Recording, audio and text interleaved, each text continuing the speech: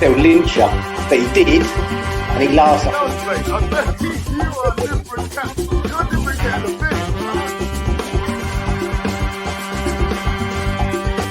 Everybody, Russ and the West Ham Network. Happy Wednesday, bin day for the Budden household. Hope you're safe and well. We all look forward to bin day. If you're new around here, where the f have you been? But thanks for joining us, and don't forget to like, share, comment, share, subscribe, all that good stuff. All the good stuff. It's all good. It's all good. And got some really exciting stuff coming up in the next couple of weeks. So make sure you keep an eye on the channel. The way we can do that is by making sure you hit the bell notification. So it's a daily show. We try and bring you a few bits of information, a few tidbits of stuff that's been mentioned in the presses and dispatches in the last sort of 24 hours. And we're going to start with a few transfer rumours, as per usual.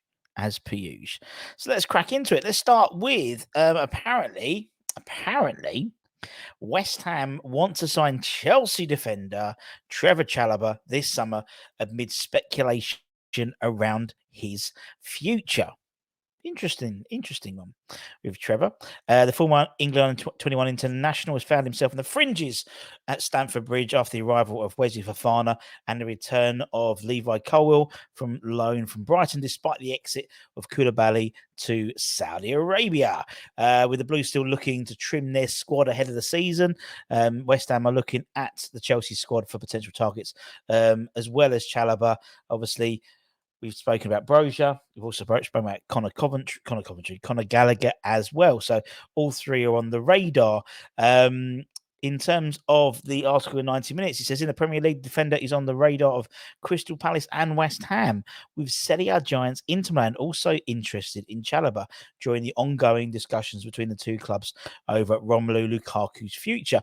The last time we got a defender from Chelsea, Emerson, didn't do too bad, did he? I thought, and I think he's definitely improved our left side. He's not really a left back, is he? He's more like a left midfield, to be honest. And then before that was Kurt Zouma. So, a stalwart of the team. So we haven't had a bad run when it comes to Chelsea defenders. So Chalobah, could do something similar to the other two, maybe. It's unlikely that it'll be a cheap deal, though, such is Chelsea's negotiation stance. But Zuma's injuries are beginning to pile up a bit, and the Hammers are already short of numbers at the back. It's definitely an area we need to be looking at strengthening in the summer.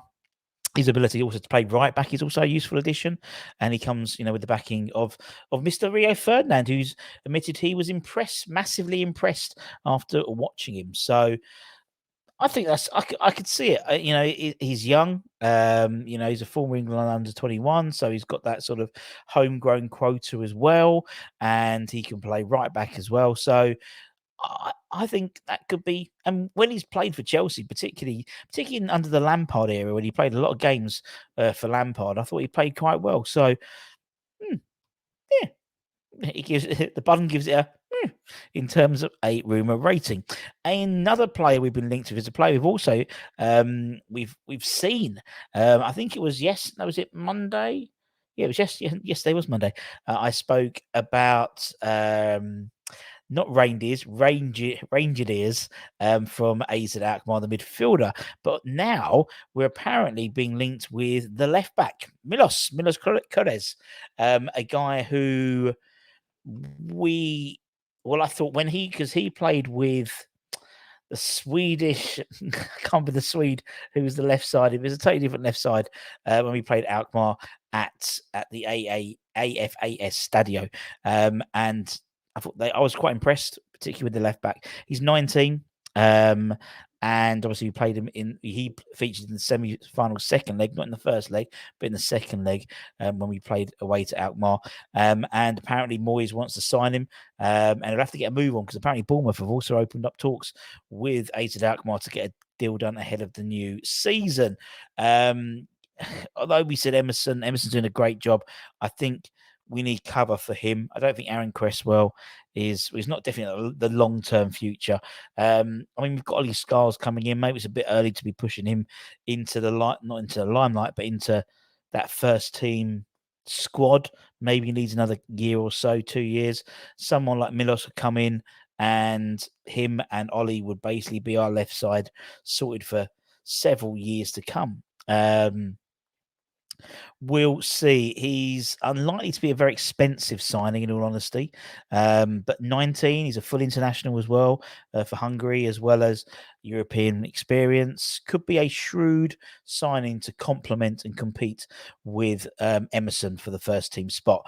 As you said, Bournemouth and several other sides are showing interest in him, with us seemingly waiting for the Declan Rice deal to happen before we can make any bloody moves. So it could be a case of missing out, unfortunately.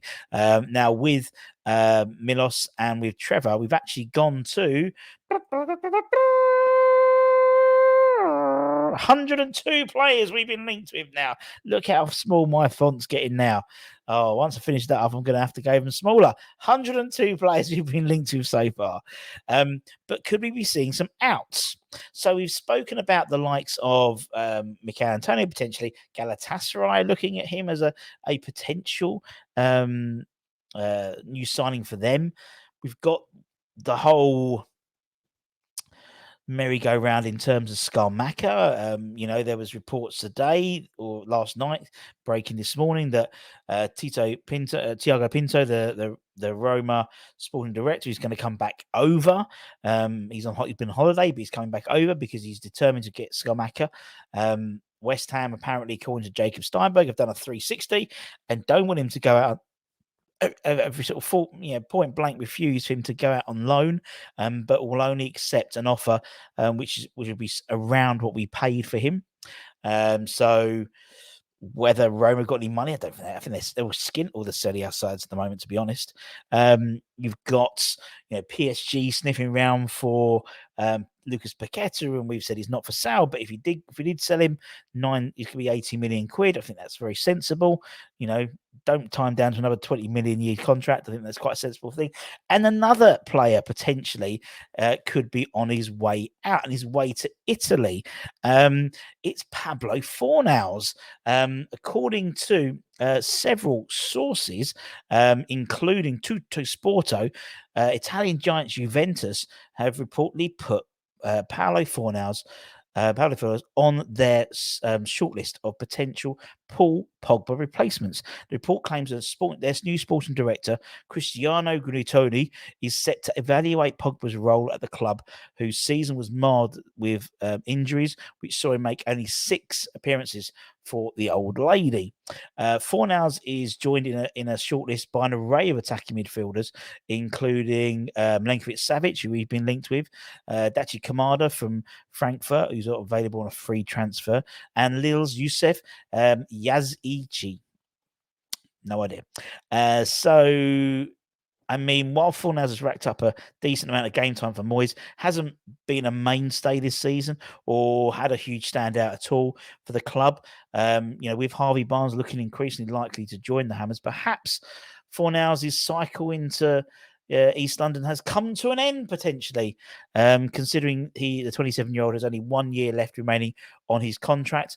Last year, he got 7 goals in all competitions, including that goal which put us into the final, and obviously made a substitution appear for the Hammers in the Europa Conference League final as well. So certainly has something to offer at the top level.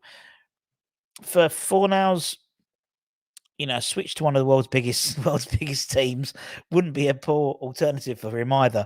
Despite the Italian side legal issues at the moment, they've got FFP issues, which may see them evicted from European competition next season, according to Football Italia.